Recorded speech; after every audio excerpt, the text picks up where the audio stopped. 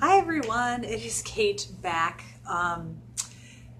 Vlogmas was a total fail, as you can probably tell, but combination of things, one, just a lot less time than I thought I would have, and then the time that I did have, I wanted to spend that little bit of time reading.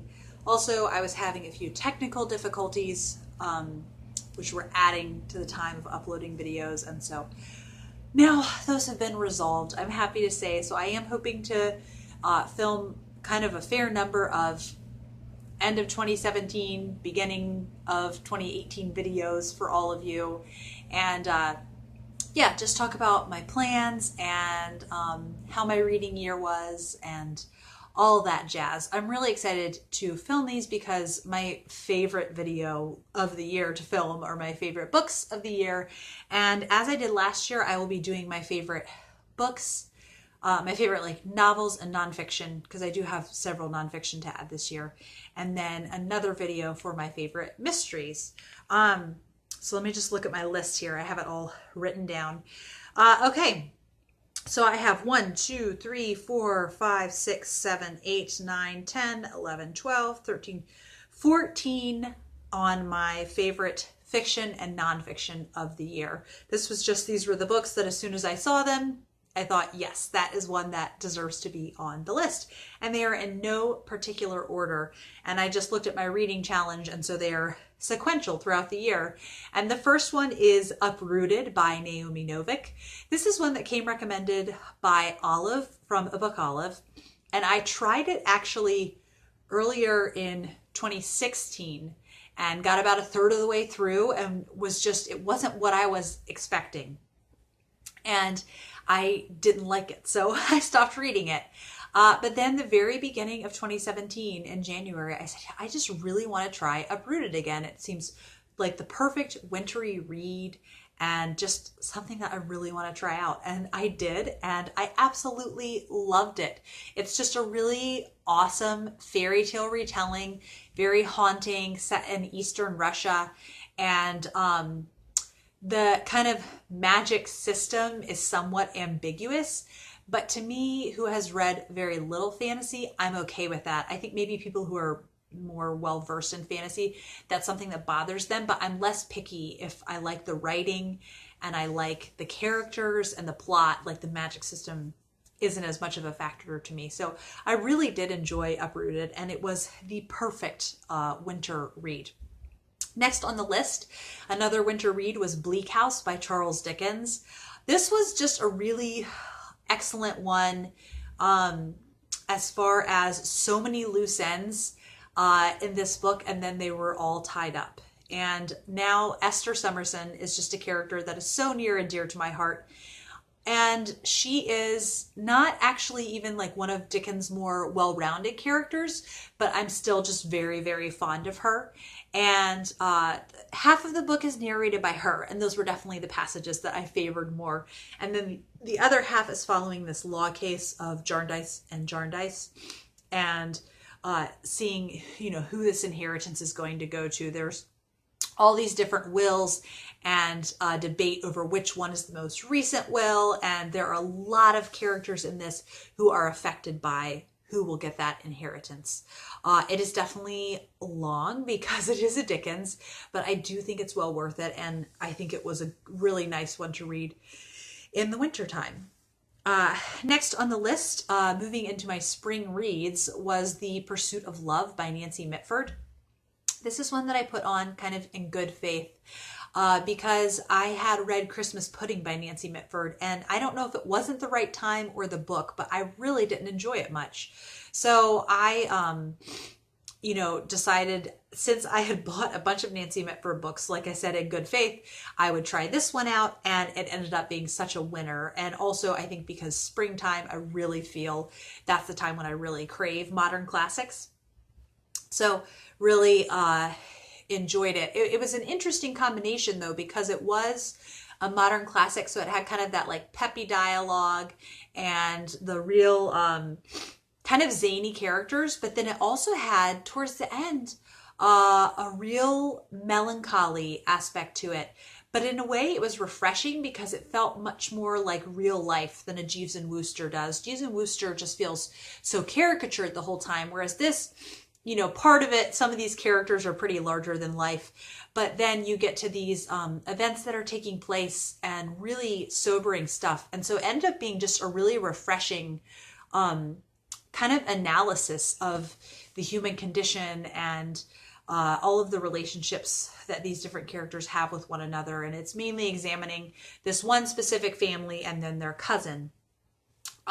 So yeah, I ended up really enjoying it. And so hopefully this winter I am hoping to get to Love in a Cold Climate, which is the next one in this series, in the trilogy, and we shall see if I will. Next on the list, one that made me laugh out loud, and not many books actually make me laugh out loud, and that is Miss Mapp by E.F. Benson. In the spring, I read Queen Lucia and Miss Mapp, and while I definitely enjoyed Queen Lucia, Miss Mapp, I was so enamored with. It's just, I said, you know, this is basically like P.G. Wodehouse, but with mainly female characters.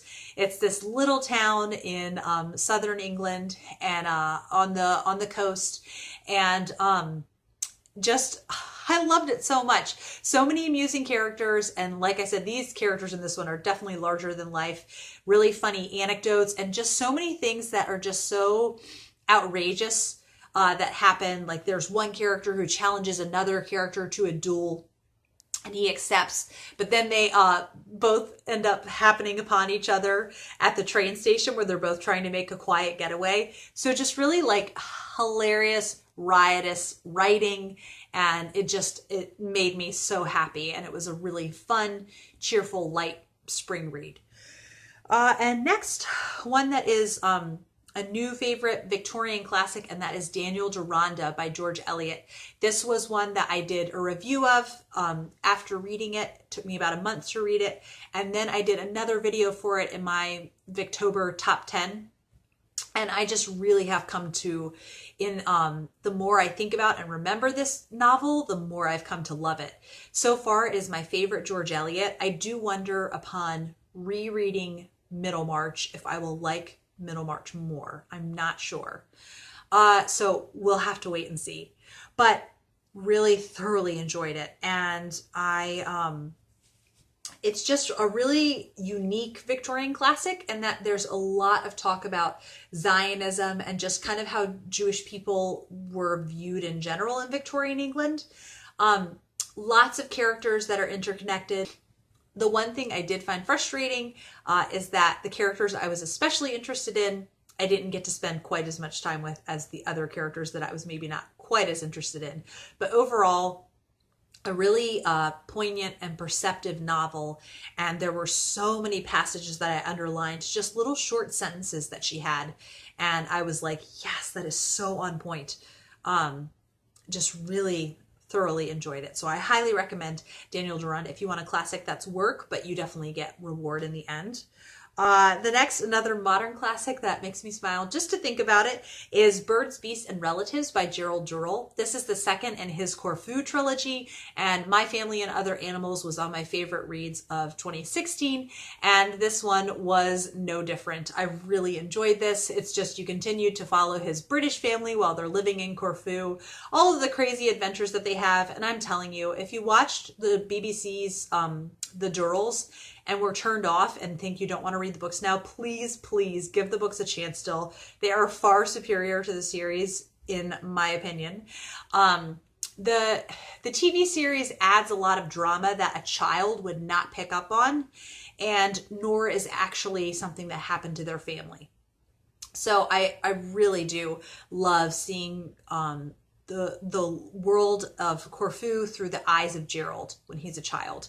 Just really beautiful writing, but also really fast-paced and quick-moving. Just one of the reasons that I love modern classics, because I do think they have this real nice balance between plot and pacing and excellent writing.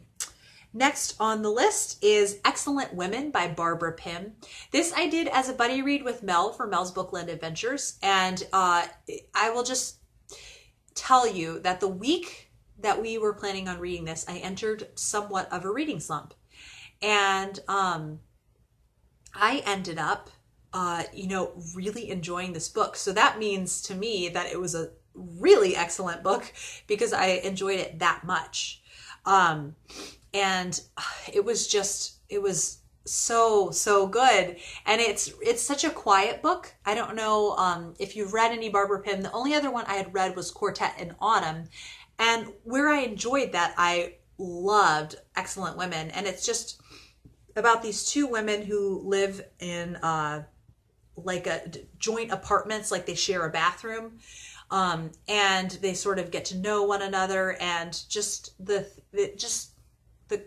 things that happen in their lives. It's just a very quiet book, and it's almost hard to put my finger on what I loved about it so much, but it just charmed me. And I found myself really looking forward to reading it every day, even though I wasn't in much of a reading mood for anything but that. So yes, that's definitely on the list. Then one that as soon as I was about a third through, I said, this will now be a spring reread every year. And that is The Blue Castle by Ellen Montgomery. And I'm pretty sure myself and all the other ladies who read The Blue Castle just ended up being utterly enchanted by it. It is one of Ellen Montgomery's few adult books. Most of hers are children's books. So it was interesting to see kind of a sort of different style of book. But I did this as a buddy read with Katie from Life Between Words, and Kate from the novel Nomad, and Emma from A Bookish Princess, and we're all big Ellen Montgomery fans. And so it was just so fun, such a treat to get to experience this new book altogether. And I mean, she really, I think she's up there with Thomas Hardy with the way her nature writing is just so beautiful and pastoral. And you do have to wait a little while into The Blue Castle to get the nature writing, but you do get to it.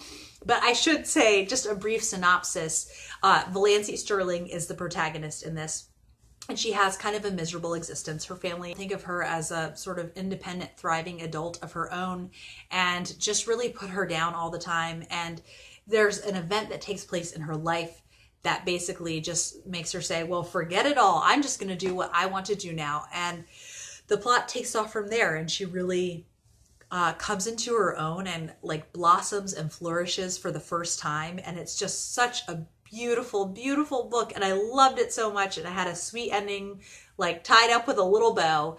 And I love that about Ellen Montgomery. So I highly, highly recommend The Blue Castle. And like I said, I think I'm going to be rereading it pretty much every spring now until I get tired of it, which would take a long time. Next is a delightful little modern classic, just a little gem of a book, less than 200 pages, and that is Mrs. Arris Goes to Paris by Paul Gallico. I had seen the made-for-TV movie with Angela Lansbury. It was made in the 90s, but this book was written in the 50s, and it is about this English char lady who, in one of the houses that she's cleaning, she sees a Dior dress and just decides then and there that she will buy a Dior dress, and like she is not going to let anything stop her. She scrimps and saves every spare penny for years and then flies to Paris. And it's just about her adventure in Paris, buying this Dior dress and the cast of colorful characters that she meets. And it's just a charming, very worth your time modern classic, and just highly, highly recommend it. And next on the list is, you're going to be seeing every year now until I finish the Wheel of Time series. I'm going to have one from there. And so I think I read 3 this year from the Wheel of Time series. I am now officially halfway through. Yay! But that is Lord of Chaos by Robert Jordan. And it's the 6th in the series. And I am just so relishing getting to be in this world with each book. Now that I've reached halfway, I hope I can have maybe some more chill about the series, because I think through these first 7, a little part of me was just kind of like, let's get through this series, kind of just being so overwhelmed by how long the series. And so now I'm hoping I can really savor, particularly for the last 3 books, which my husband keeps telling me, like, Kate, there is so much payoff in these. I promise. But I did hear from him, because Robert Jordan was very ill at the end of his life before he handed off the series to Brandon Sanderson for the last 3, the books 8, 9, and 10. are somewhat lackluster because he was just really not feeling so great towards the end of his life. So I am kind of, bracing myself and telling myself, like, it's okay if they aren't as good, and just take your time with them. Like, they're books that I'm reading for leisure. There's no rush. But yes, definitely enjoying the journey that, as I go through them. Then we move into the month of October, and there were 3 favorite books of the year in October. And the first is Dr. Thorne by Anthony Trollope. What a just like delicious book. It was just delicious. And it is about Frank, and he needs to marry a rich woman. His family is kind of cash poor, but they have title, and he needs to marry someone respectable, but he falls in love with someone who is both cash poor and does not have title. So this is kind of a scandal amongst his family, and so it's kind of their goal and strategy to get him to kind of try to pick someone else that he wants to be with. So yes, I really enjoyed this. It's just fun. I said before, I think if P.G. Wodehouse lived in the Victorian era, he may have written something similar to Anthony Trollope. Very, very clever, very quippy. And I'm now finally getting around to reading the next in the series, Family Parsonage, and enjoying that very much. So yeah, really enjoying the Barsetshire Chronicles. Then next one that was so romantic was Far From the Madding Crowd by Thomas Hardy. This was my 3rd Thomas Hardy, and hands down my new favorite Thomas Hardy. It is the story of Bathsheba Everdeen, who inherits a farm in the Victorian era. So a woman running a farm then is kind of unique. And so it's interesting to see how she's viewed in that, but also just to see all of the relationships in general in this.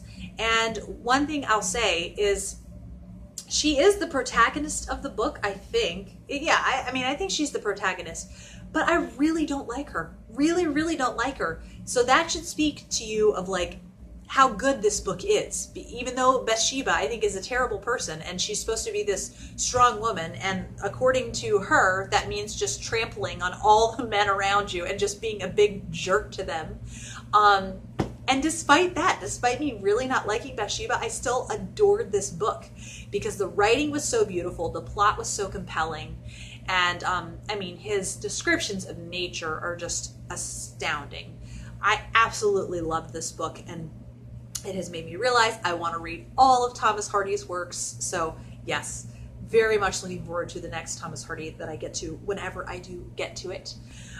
Then one that was a lovely surprise, I heard on Twitter, Hano Publishing is a Welsh publisher, and they publish works by Welsh women that they want, to get more press. And somebody put the hashtag Victober with Hano Publishing. I wrote to them, and they just very generously sent me several books, including A Welsh Witch by Alan Raine. This is about a really small shore town in Wales, and there's basically 4 main characters, 2 women, 2 men, and you see their journey throughout. I'd say Katrin is definitely the main character, though. She's kind of the scapegoat in the town. She's sort of aloof and very different from everyone else, has such a connection to nature, so the town has labeled her a witch, and she's kind of an outcast. But you really get to know her more in this, and it's just extremely romantic. The plot kept me on the edge of my seat, and had some really just beautiful passages in there. And like I said, I love the character of Katrin and her connection with nature, and just her love for this land that she lived on. It was so beautiful. And also the seaside setting, you can't go wrong there. Now, what I will say too is the year before, October 2016, the first year we did it, I was absolutely blown away by Elizabeth Gaskell's Sylvia's Lovers. And because it was so romantic, and I do love romantic books, romantic with a capital R. And I would say A Welsh Witch it reminds me of Sylvia's Lovers because it's also a shore town, and a lot of the income is based on the sea. But it's it's less tragic than Sylvia's Lovers. And also, I do feel, and I think Katie from Books and Things has said a similar thing, that she really enjoys Sylvia's lovers, but you do feel like you don't quite get to know Sylvia. You feel like she's kind of at arm's length. And so this, I felt like I really did get to know Katrin, and it was just an astounding book. It's a new favorite, and I'm just so pleased that I ended up making time for it. And then the last on the list was The Romanov Sisters by Helen Rappaport. This was one I read for Nonfiction November. I have always been fascinated by the Romanov sisters, but now, after reading this, I realized that the cartoon Anastasia that I grew up loving is really melancholy to watch now, knowing that things really did not end well for the Romanov family. I did become so emotionally invested in this, particularly because the focus of this book was not at all on politics, and I came out of it not feeling like I really knew at all why the Russian Revolution happened. But that wasn't the goal of this book, and she has done further writing on the Romanovs and the Revolution and their, goodness, what's the word? Their exile. So I do want to do further reading on that, but the purpose of this, I think, was to get to know the sisters. A little bit Alexei, the son, but really get to know the sisters. And it did its job.